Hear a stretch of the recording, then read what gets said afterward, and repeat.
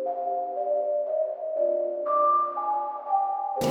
everybody, it's Leah here from authenticLEA TV, and we're in episode 2 of the comparison series where we're going to sit down with Alesia Hicks and deon.dray Futch, 2 of my friends here and that I met in Atlanta. We are cutting up, y'all. Just letting y'all know in advance, so stay tuned.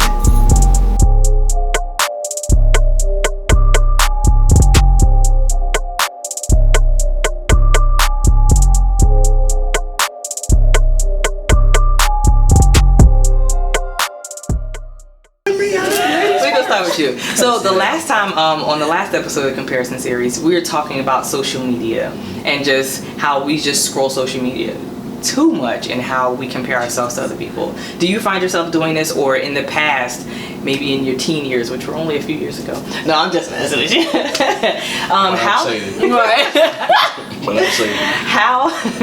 How have you dealt with comparison? How has it affected your life? Social media wise,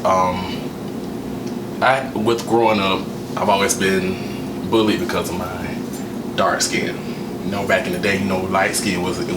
Light skin, right? But now it's 2019 and the melanin is popping. So it's popping. So, you ain't that dark, but it's cool though. It's cool.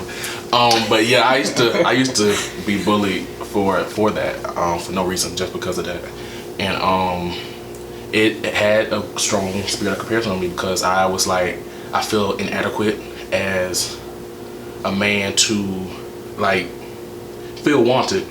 So with me not being wanted, I isolated myself, and it became comfortable to be lonely. It became comfortable to not go to parties. It became comfortable to just stay home and just leave everything out and shut everybody out. And as time goes, I have came out my shell. Thank you, Jesus.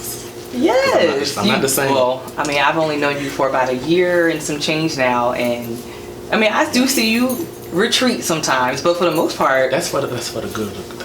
It's sometimes you gotta have that. It's different between having that time by yourself and then just isolation. It's different. It's different. Isolation is the trap for the devil to do what he gotta do. Loneliness is when you take that time and just go into that consecration time with God and have your time to come back and build yourself up, encourage yourself, and then come out and do what you got to do. Got you. I want to go back to what you said about being dark or whatever, having melanin. So deon.dray said, that I'm not that dark, or I don't have all that melanin. And what's crazy is, if you look at the different skin tones in this room, when I was in high school, my best friend, she's light bright.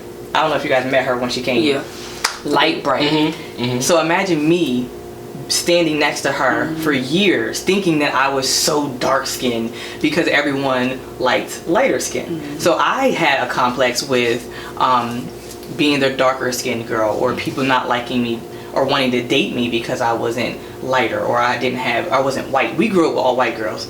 We was like 3 black girls on the cheerleading squad. Yeah. And it was us 3. And she blended in right with them, so I was out here looking like, okay. But as far as my skin being just a little bit more dark, I was called the token black girl in school, or I was saying, oh, you're the prettiest black girl in school. And I would be like, but why do I have to be the prettiest black girl? Why can't I just be the prettiest girl? And what happened was, you know how you get the little superlatives in the yearbook? You know who got chose, right? My head was big. Just a little bit. But no, it definitely was. Don't be horny. No, but it did make me feel better to know that people did still think I was pretty, even though internally I felt like people didn't like me, or I was not that they didn't like me as a person, but just that my skin tone, and that's what comparison is altogether. Comparison is on the inside, what you think about yourself, where you feel like the paranoia, like, oh, they talk about me, or I feel like they don't like me, or I feel like they got this against me and all this, but it's on your own mindset. And then when it comes out to the open, how everybody sees you, like, oh wow, that was myself. I need to get that together. That's all it is. What do you think about that? Like, did you grow up having that kind of comparison with how you looked in school? For me, I didn't necessarily have that comparison because I wrestled personally with eczema. So while everybody was focusing on the darker shade, the lighter shade, I was a mixed shade. Because one summer I'd be completely dark, but then the winter time I could be completely light. So there was never a time where I had to deal with, oh, you're darker than the rest, because that just wasn't my focus as a child. Especially when, like in high school, I was in high school with the white kids too. So predominantly white school. This black girl who plays sports, can sing, who, you know, interacts with everybody. So like you said, everybody called you the token black girl. I named myself the token black girl because I'm gonna go ahead and take that power away from you. Like, you're not gonna put me in a box or put me in some type of, oh, because she's black she can dance, or because she's black she know how to sing. Granted, I knew how to do all those things because that's just our culture and who we are. But at the same time, I would rather take that power completely away from you than for you to utilize that against me. And granted, everybody down south will be like, I know they up there calling you all kinds of words and all this. No, they didn't. That was not. It's a difference between black and white south and black and white north in Washington state. You know what I'm saying? So where we down here will be called the N-word or monkey or whatever the case may be, up there they embraced us. They aspired to be us semi in Washington state.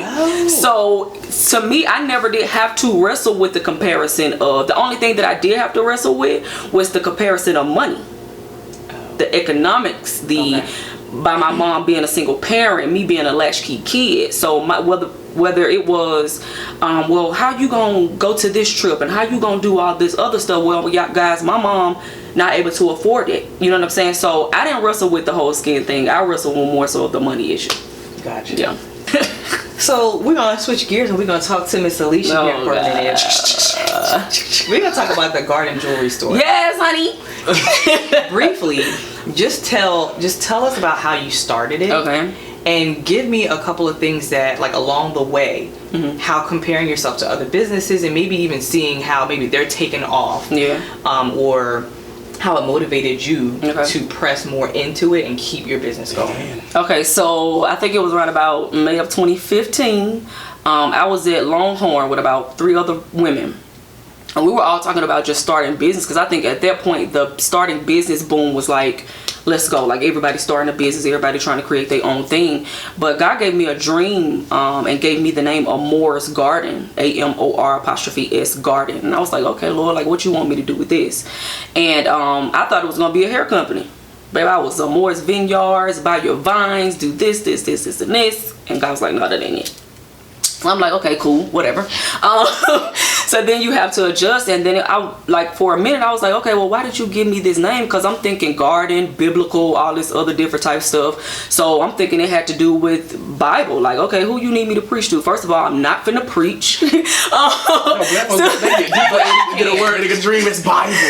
They get deep. So I instantly thought it was supposed to be like a biblical thing, and then I was reminded that I had a love for earrings and jewelry and accessories, and because I was never the girl that knew how to dress coming up. We shopped at Walmart, and we shopped at listen. I was City Trends dude. See, we didn't have City Trends when I was coming up. You see the age difference? We had City Blue. Child, City Trends wasn't even created when I was coming up here. Anyway, so come to my area. You know how long they've been there. We had Walmart, and then majority of the time my mama shopped out of catalogs. Majority of the time. We had Bradley's. You remember Bradley's? We didn't have that down here. We had Bradley's, the Goodwill. No, we had good. Of course, we got Goodwill. We used to go to Burlington. Well, Burlington Coat Factory is still here, but we used to go. Yeah. Pay pop sometimes. Lord, but I was never the one to have that fashion sense or just automatically could put something together and just be great. But I would always put on old nasty earrings, nasty earring, nasty braids, just something to accessorize. Or I have me a nice little backpack or a purse or something like that. And I was like, okay, God, that's it. So kind of going through. I think the biggest issue or enemy against myself is impatience, because I would compare seeing other people's businesses on Instagram, social media, because social media will mess you up for real if you let it. I compare, and I was like, okay, God, they doing well, they doing this, and this, but I didn't know their story about the fact that they had been in business for 10 years before they even popped, period. So I'm in my first year, like, what's up, God? Like, where are they? Like, what a coins at? like, what's going on? And where the deal's at? Right, like, what's the tea, God? Like, this is what you gave me, so what's going on? So I was like, okay, let me just slow my little roll a little bit or whatever. And you know, time progressed and it got a little bit better, and then I went back looking at social media. It's another jewelry company that I won't name, but just looking at her story, and she was like, by year 3 I was doing this, and by year 4 I was doing this, and I'm like, all right, God, I'm coming up on year 3. Why I ain't making these coins like she making? You know what I'm saying? But at the same time, I believe in when it's your time, it's your time, and I believe that whatever the purpose is in your timing that you're supposed to do, if you do it out of season and out of timing, it won't be as effective. So even in my 3rd year now, I still wrestle with comparison a bit, but it's a little bit more control because I have to realize that there's a time that is coming for the Garden Jewelry Store that will be, I can't even say, you want to say Pacific, but I won't say No, black folks say Pacific. Right. But I know that there's a time that is made just for the Garden Jewelry Store, because the Garden Jewelry Store is not just jewelry and accessory. There is so much I want to do, like creating scholarship for black women who want to start businesses. I want to do a counseling program for African American women who are scared to go and see a counselor or don't even have the means to go see a counselor. You know what I'm saying? So it's much more. This is just an avenue. There is so much more I want to do with the Garden Jewelry Store. So.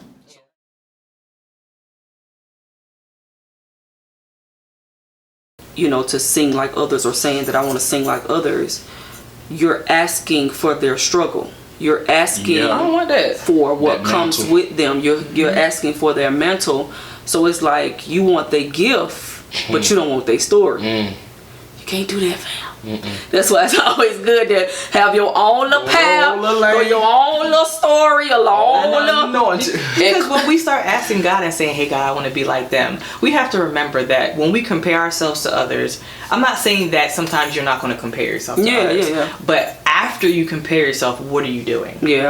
Are you changing yourself? Are you looking at yourself and saying, God, why did you make me this way? Because it's innocent to look over at someone and say, oh, okay, our hair is different, but I still like mine. Because God made it that way. You know, we're what we're doing to God is we're saying, you know what, God, I know you made me this way, but you messed up. You know, God's looking at us like, well, fam, unappreciative. This is what I tell people. You know how when you create something, well, let's just say Alicia does a what's it called when you create them by yourself? Handmade. My God. That's the word I think of. So when you hand make something, so let's just say Alicia made these handmade earrings, and she presented them, and she took them to a little boutique. Everybody, you know, they got a little setup, and someone comes over and they look at the yours and like, I like hers better. I think I'm gonna go get hers instead. And then you over here thinking to yourself, well, dang, I done took all my time and I made these handmade earrings, and you just gonna reject them like that when I made them specifically for you, or like, you know what I'm saying?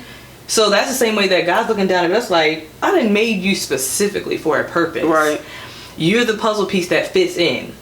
So how are you gonna say I did something wrong when you don't even know what the big picture looks like? I think too, identifying the purpose. When you know your purpose, you'll be human enough to still compare some things, but I think you'll still stand firm in who you are when you know like what your purpose is. And it's not up to you to determine others' preferences and what they like and what they're drawn to. You could be drawn to a certain people, I'm drawn to a certain people, you drawn to certain people. Everybody, one person can't reach everybody. We ain't got if that was the case, I wouldn't be here. You feel what I'm saying? Well, none of us be here. So it's like, it's variations for a reason, because everything has to be reached. I was finna join, but I was listening to your preach.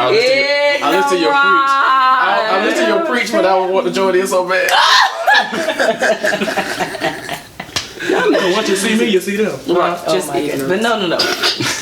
What she said, y'all, because it's real. It's really real. I'm praying for y'all. Yeah, but it's serious. Glad you know I pray. Yeah. What? Something's wrong with y'all. What are you doing? Woo! It's lack of sleep. I promise it is. It is. You probably had more than I had last night. Or the last couple. But you was slain in the spirit. You got a good rest. All right, we're back. And we're back. We never left. Take 2. We never left. Come over a little bit. Cause you out.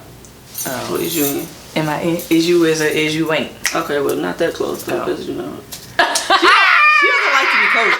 When I come to rehearsal, this is what I do. I have issues, y'all. Y'all got to pray for me. And she be like, "Ma'am, get out of here." I got issues, straight. I like to be close to my peoples. Pray for them.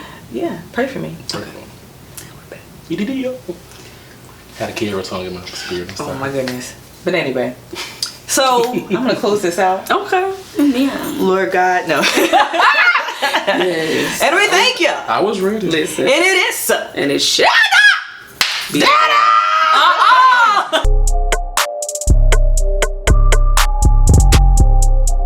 Goodbye to the people. Make sure y'all visit the garden at www.thegardenjewelrystore.com. So long. No. Friends, goodbye for now until we meet again. So long. Farewell.